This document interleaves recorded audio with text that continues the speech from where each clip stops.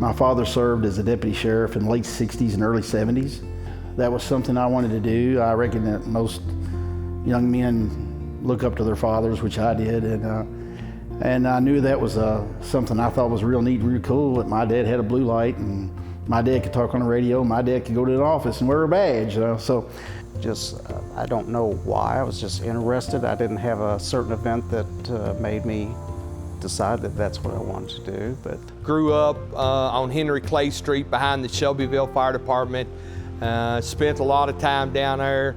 My mother obviously had to always come looking for me, and she knew where to find me at. So I think most people get into this job because they have a true desire to help people, to do the right thing, and help those that can't help themselves in many cases.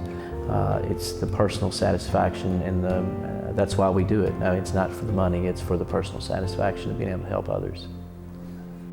Welcome back to Fox News. We have a very tragic alert for you right now.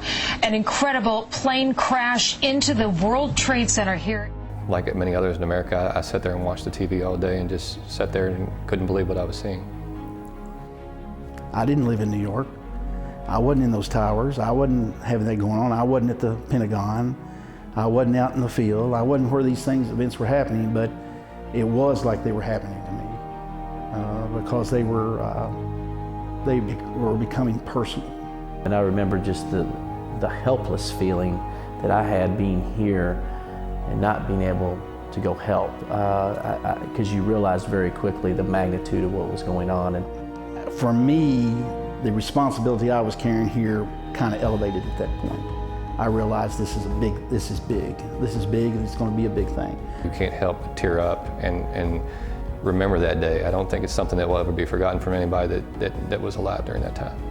We've always been there prior to 9/11, and we're there after 9/11, but obviously that, I reckon, helped the emergency services to be out in the spotlight a little more in a positive in a positive way, and people knowing what all the organizations do.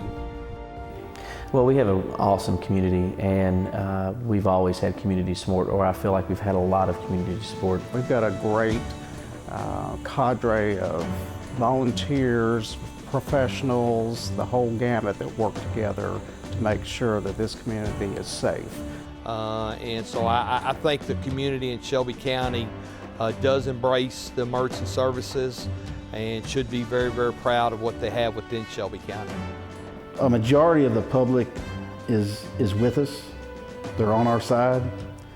They're probably just not as vocal sometimes as it would be nice to have them be.